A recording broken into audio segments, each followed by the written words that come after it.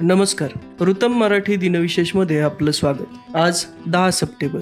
आजच्या दिवशी भारतात आणि जगभरात घडलेल्या घडामोडींचा आढावा घेऊया आजच्या भागात. 10 सप्टेंबर 1915 रोजी जतींद्रनाथ मुखर्जी यांचं बालासोर इथं निधन झालं. भारतीय स्वातंत्र्य लढ्यातील ते एक प्रमुख क्रांतिकारक होते. जतींद्रनाथ मुखर्जी हे बाघा जतीन म्हणून ओळखले जातात. जतींद्रनाथ मुखर्जी यांचा जन्म 7 डिसेंबर 1879 रोजी बंगाल प्रेसिडेन्सीच्या कुश्तिया जिल्ह्यात झाला, जो आता बांगलादेशात आहे. लहानपणापासून ते अत्यंत धाडसी आणि राष्ट्रवादी विचारसरणीने प्रेरित होते. त्यांनी ब्रिटिशांच्या विरोधात अनेक क्रांतिकारी कार्यात भाग घेतला आणि अनेक मोठ्या क्रांतिकारी उपक्रमांचं नेतृत्वही केलं. जतींद्रनाथ मुखर्जी हे अनुशीलन समितीचे प्रमुख सदस्य होते आणि नंतर युगांतर नावाच्या क्रांतिकारी गटात सामील झाले.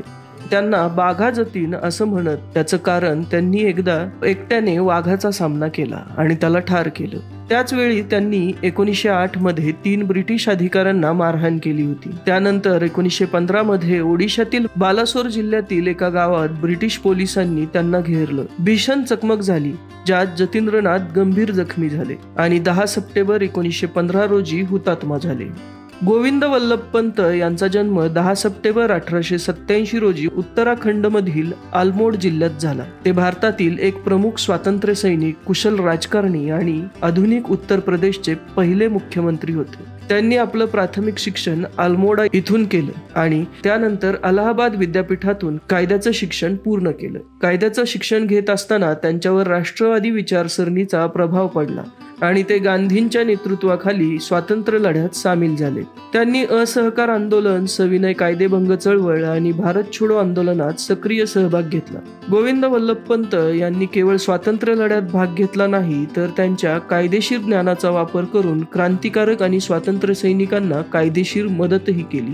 स्वातंत्र्यानंतर गोविंद वल्लभ पंत हे उत्तर प्रदेशचे पहिले मुख्यमंत्री झाले. त्यांचा मुख्यमंत्री पदाचा कार्यकाळ अत्यंत यशस्वी आणि प्रभावी होता. त्यांनी जमीन सुधारणा, जमीनदारी संपुष्टात आणणं आणि शेतकऱ्यांच्या हक्काचं संरक्षण यासाठी अनेक महत्त्वाची पावलं उचलली. नंतर त्यांची भारताचे गृहमंत्री म्हणून नियुक्ती करण्यात आली, जिथे त्यांनी देशाचं एकीकरण आणि कायदा व सुव्यवस्था राखण्यात महत्त्वाची भूमिका बजावली.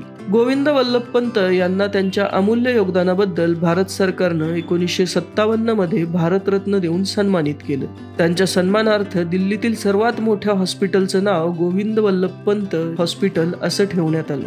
गोविंद वल्लभ पंत यांचं 7 मार्च 1961 रोजी निधन झालं. 10 सप्टेंबर 1976 रोजी इंडियन एअरलाइन्सच्या विमानाचं अपहरण करण्यात आलं. या घटनेनं देशभरात खळबळ उडाली आणि ती त्या काळातील सर्वात मोठी दहशतवादी घटना मानली गेली. 10 सप्टेंबर 1976 रोजी सकाळी 7:30 वाजता इंडियन एअरलाइन्सच्या बोईंग 737 विमानानं दिल्लीतील पालम विमानतळावरून उड्डाण केलं. यानंतर काही वेळातच 2 दहशतवादी हातात पिस्तूल घेऊन कॉकपिटमध्ये घुसले आणि त्यांनी विमान हायजॅक केलं. हे विमान दिल्लीहून मुंबईला जात होतं, मात्र वाटेतच त्याचं अपहरण झालं. यानंतर काही वेळातच 2 दहशतवादी हातात पिस्तूल घेऊन कॉकपिटमध्ये घुसले आणि त्यांनी विमान हायजॅक केलं. हे विमान दिल्लीहून मुंबईला जात होतं, मात्र वाटेतच त्याचं अपहरण झालं. यानंतर विमान अपहरण करणाऱ्या दहशतवाद्यांनी विमान भारतातून थेट लिबियात नेण्यासाठी पायलटवर दबाव आणण्यास सुरुवात केली. त्यावेळी विमानात 66 प्रवासी होते. Commander B.N. रेड्डी आणि सहपायलट R.S. यादव हे विमान उडवत होते. त्यांच्या शहाणपणामुळेच लोकांचे प्राण वाचले. वैमानिकांनी विमानात कमी इंधनाचं कारण देत विमान लाहोरला नेलं. त्यानंतर भारत सरकारने पाकिस्तानशी संपर्क साधला. त्यानंतर पाकिस्तानी अधिकाऱ्यांनी अपहरणकर्त्यांना बहाण्याने जेवण दिलं आणि या जेवणातून त्यांना भूल देण्यात आली. अन्न खाल्ल्यानंतर अपहरणकर्ते बेशुद्ध झाले. या सर्वांना अटक करण्यात आली आणि दुसऱ्या दिवशी म्हणजे 11 सप्टेंबरला सर्व प्रवाशांना सुखरूप भारतात परत आणलं गेलं. अपहरणकर्त्यांबाबत नंतर सांगण्यात आलं की दोन्ही दहशतवाद्यांना काश्मीरच्या प्रश्नाकडे संपूर्ण जगाचं लक्ष वेधायचं होतं, मात्र त्यांच्या अटकेच्या वर्षभरानंतरच पाकिस्तानने त्यांची सुटका केली. याला त्यावेळी भारतातून कडाडून विरोध केला. 10 सप्टेंबर 1872 रोजी जामनगरचे महाराजा कुमार रणजित सिंह, ज्यांना भारताचे पहिले क्रिकेटर म्हटलं जातं, त्यांचा जन्म गुजरातमध्ये झाला. अनेक कर्तृत्व गाजवणाऱ्या रणजित सिंग यांच्या नावावर जुलै 1934 मध्ये देशात रणजी करंडक खेळवण्याचा निर्णय घेण्यात आला आणि 1934 मध्ये पहिली मालिका झाली. त्यांनी कधीही लग्न केलं नाही. त्यांनी क्रिकेटमध्ये नाव कमावलं. त्यांनी 15 कसोटीत 2 शतकं आणि 6 अर्धशतकांसह 989 धावा केल्या. तर प्रथम श्रेणी क्रिकेटमध्ये त्यांनी 307 सामन्यांमध्ये 24,692 धावा केल्या. यामध्ये त्यांनी 72 शतकं आणि 109 अर्धशतकं केली.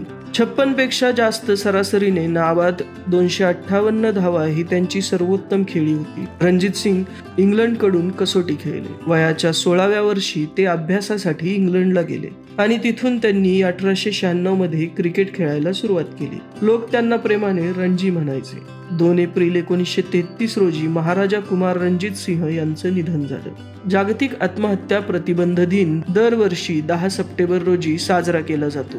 जागतिक स्तरावर आत्महत्येच्या घटना रोखणं आणि या गंभीर समस्येबद्दल लोकांमध्ये जागरूकता निर्माण करणं हा त्याचा उद्देश आहे. हा दिवस 2003 मध्ये international association for suicide prevention आणि जागतिक आरोग्य संघटना यांच्या सहकार्यानं सुरू करण्यात आला. आत्महत्या ही एक जटिल आणि गंभीर समस्या आहे जी जगभरातील लाखो लोकांना प्रभावित करते. दरवर्षी लाखो लोक आत्महत्येमुळे आपला जीव गमावतात आणि यामुळे अनेक कुटुंब आणि समुदाय प्रभावित होतात. जागतिक आत्महत्या प्रतिबंध दिनानिमित्त विविध जनजागृती कार्यक्रम, कार्यशाळा, चर्चासत्र आणि जनजागृती मोहिमा आयोजित केल्या जातात. या उपक्रमाद्वारे लोक आत्महत्या प्रतिबंध उपायाबद्दल शिकतात आणि मानसिक आरोग्याचं महत्त्व देखील समजतात. या दिवसाचा उद्देश केवळ आत्महत्येच्या घटना कमी करणं नाही, तर मानसिक आरोग्याच्या समस्यांना तोंड देत असलेल्या लोकांप्रती समाजात सहानुभूती आणि समर्थन वाढवणं हा आहे. आज भाद्रपद शुक्ल सप्तमी अर्थात गणेशोत्सवादरम्यान